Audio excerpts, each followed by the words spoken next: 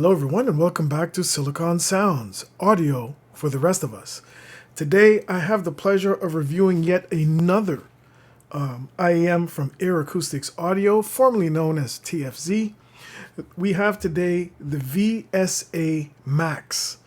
I'd like to title this review as Flying Close to the Sun. Earacoustics Audio is no stranger to my ears. I had previously reviewed another of their products and did come away with a positive experience. The $150, and here's the full name, VoidSilver Stalker Max, represents yet another release from the company previously known as TFZ. It is a single dynamic driver-based IEM sporting an 11.4mm titanium diaphragm housed in a jewel-like shell made of aluminum-magnesium alloy and topped off with a glittering faceplate. Quite a jewel. If you notice the texturing on the housing, little vent here, quite a nice looking jewel. There's issues though, and nothing to do with the IEM itself, but the marketing for the VSA-Max on the Earacoustics website made me pause. The terms used to describe the IEM make me wonder what message or messages they were trying to get out or convey. That's really fine though, as my ears and audio sensibilities will always make the final determination, not the marketing department. Out of the box, the sound was bright neutral. However, a lengthy burn-in period and careful tip, source, and cable selection improved it significantly. Some engineering design thought did go into the creation of these earphones. The titanium driver uses 2 acoustic chambers to massage the sound, and the CNC shell is machined with specific chamber dimensions, again to extract the best sound quality out of the driver used, which is obviously a driver of high quality. Tuning wise, we have a V-shaped presentation with extra energy at the top. Careful source and tip selection, cables as well, can lessen much of this for trouble sensitive listeners who may be put off by this extra energy. And it did for me. The VSA Max is easy to drive, but it is definitely resolving IEM, and as such, a better source is recommended. My listening preference had me driving this IEM with the warmer source and choosing tips. In this case, the Final Audio E tip, been around quite a while. The Fusion G tip also will work exceptionally well with this IEM to manage the sonics. Doing so balanced out the sound profile. Specs, driver, once again 11.4mm full amplitude titanium diaphragm with a strong Tesla dual magnetic circuit. Impedance is 32 ohms.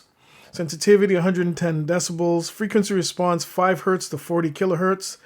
The cable is 408 core OFC silver plated lits. The usual 1.2 meters long, which I think is too short. Please, companies, extend that to 2 meters. I'd be very happy.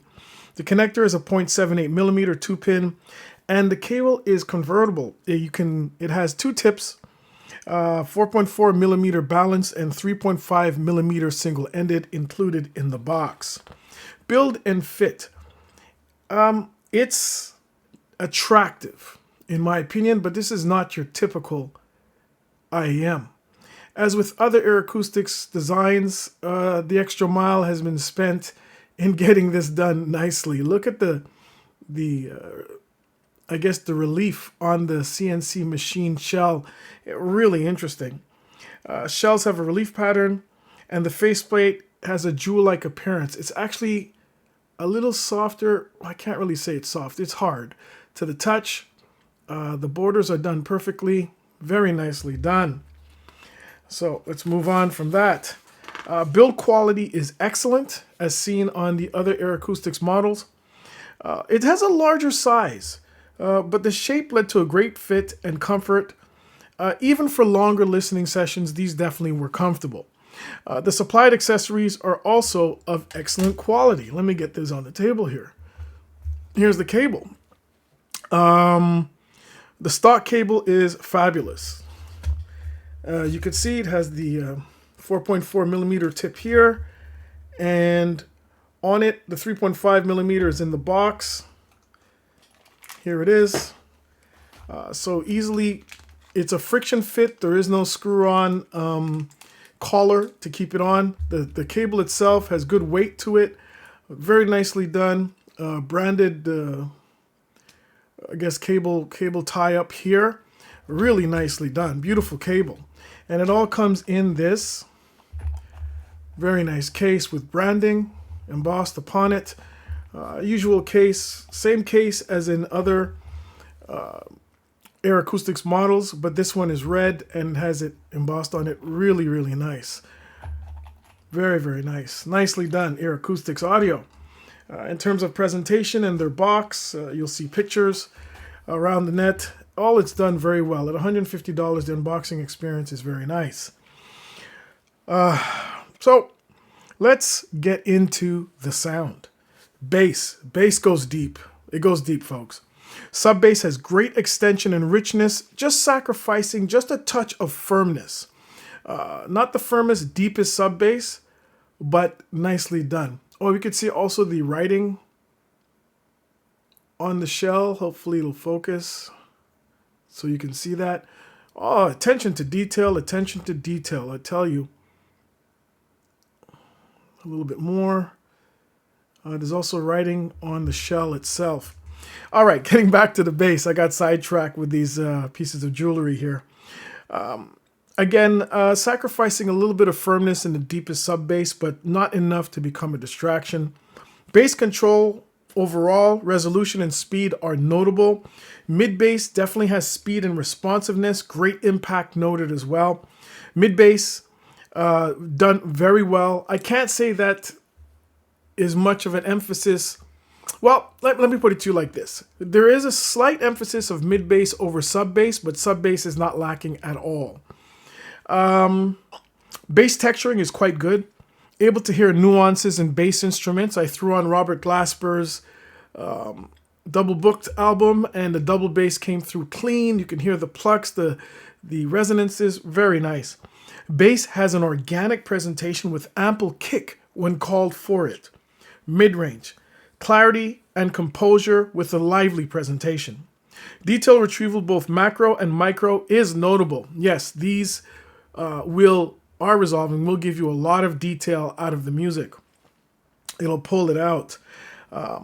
Warmth in the lower mids gives male vocals some grunt. Yes, there is some touch of warmth in the lower mids. Gives male vocals a little bit of extra grunt, raspiness. Just some force to it. Very nice. Female vocals are exceptionally clear, and this is marketed as an IEM for female vocals. Again, it does a lot better than just the female vocals, but they're exceptionally clear. Pleasing timbre and balance, if somewhat bright, but only at times. Again, with proper tip, cable, and source selection, I found this was less of an issue. Really track dependent at that point. The upper mid-range does show elevation, yet there is little harshness detected, particularly on well-recorded tracks. When the track is not as well recorded, things can go awry slightly, but with well-recorded music, the VSA-Max does behave quite well. Pleasing note weight, absolutely. Mid-range has good note weight. I just came from reviewing a few IMs that were quite good, but when note weight hits, to me, it adds to the organics and the ability to lose yourself in the music. Layering and separation, also notable. This is a very fast driver, able to respond, stop and start. Very little overhang and resonance, unwanted resonance, I should say, hanging in there to blur the sound. Transients have a rapid onset with obvious force and natural decay. Treble. The treble is well extended. It is energetic. Again, the tips helped a lot with that. Cable, the source, calmed everything down and actually made the treble in line with everything else. The detail retrieval is standout, as in the mid-range, the detail retrieval is standout. Ample sparkle and air are present. Treble does add appreciable amount of airiness and openness to the sound. The treble characteristics, though, may not be forgiving of poorly recorded music. This is one of those IEMs, and I've had that with certain IEMs up and down the price scale. It's not a price thing. It just, when you accentuate a certain set of frequencies, there's always a chance that with some music, it might be too much. With respect to poorly recorded music, it does better. The VSA-Max does better than some I've had before, but definitely well-recorded tracks are much more suited to an IEM such as this. So let's break down the sound. The overall sound is lively with excellent clarity. I found the out-of-box sound leaning towards a brighter presentation, but as previously mentioned, after burn-in, careful tip, source, and cable selection, this was improved a lot. And the overall balance became more balanced. This is subjective, and a listener will do what they must do based on their preferences. The VSA-Max driver is of high quality, is implemented nicely. I did expect a screamer. Looking at at the marketing and even at the graph that was shown, I expected a screamer, and this is not what I heard. I was pleasantly surprised by a detailed and coherent sound. Being a single dynamic, coherency should be part of the game, and definitely the VSA-Max has that. The bass is solid and balances out the upper frequencies well, when of course tips, cable, and sources are rolled. That combined with an open mid-range with great clarity and vibrant and detailed treble region. The VSA-Max does best with well-recorded tracks. As I said before, music of lesser recording quality can suffer sound-wise, so always have that in mind. Imaging and soundstage. A moderately sized open soundstage, instrument placement is accurate and stable. Dimensions are balanced, being more natural than exaggerated. I've had that in a few of the previous IEMs. We all have IEMs that have fantastic stage with respect to width, but flat with respect to height and depth. This takes away from the ability of an IEM, in my opinion, to drag you or draw you into the music. It just does not sound natural. With respect to dimensionality, the VSA-Max does it right, and while it might not have the most expansive soundstage, the soundstage that it has is very well balanced and more believable. The presentation has notable air around the instruments. Layering and instrument separation are well done. Vocals here are in the front, with the instruments being distinct in the head space at the same time. But a little bit in the back, but vocals do stand out. So, conclusion. Earacoustics are at it again with yet another release showcasing the 11.4mm driver, which appears in a number of their other products. The only caveat or thing I have with Earacoustics is they're releasing too many products. You make good products, Earacoustics. Take your time, slow down, slow down. You know, this driver's been used in probably half a dozen of your other models. Slow down, you're doing good stuff, but no need to rush it. The goal of the VSA-Max, at least according to the marketing, was to bring out the best in female vocals. This is something I didn't agree with, and I'm going to explain why. This would have led to a purposefully tuned IEM, which possibly would not fare as well with all music types. That's probably what I was looking forward to, but I didn't get that, and I'm happy I didn't. Thankfully, this is not the case, and the VSA-Max is found to be more versatile than the over-the-top marketing would have you believe. My time with the VSA-Max was one of discovery, exploring what this IEM is capable of, taking the time to give it the best chance to shine, managing tips, sources, cables. It was time well spent, as the VSA-Max did quite well. But let's not let's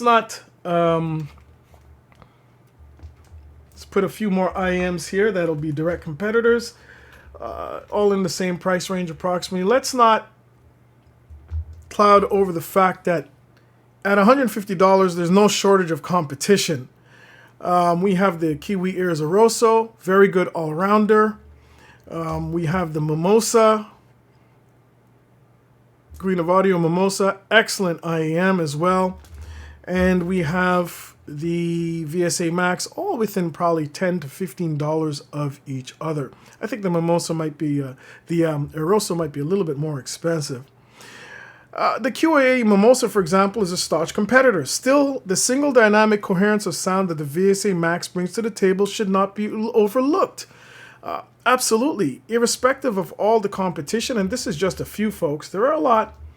in this price range, it's got its work cut out for it. If you are in the market, let me close out like this. If you are in the market for a livelier yet coherent sound signature with stellar build quality, then the Earacoustics Audio VSA-Max could be considered. There are others out there, but this one should be in the short list. With the other two I just showed, it would still be in the short list. Again, thankfully, audio is a wonderful journey, a very subjective journey, and we're all here to enjoy it. Everybody does their own thing. I want to thank you once again for joining me for the review of the Earacoustics Audio VSA-Max. Please like and subscribe, tell more people about the channel, and see you next time on Silicon Sounds, audio for the rest of us.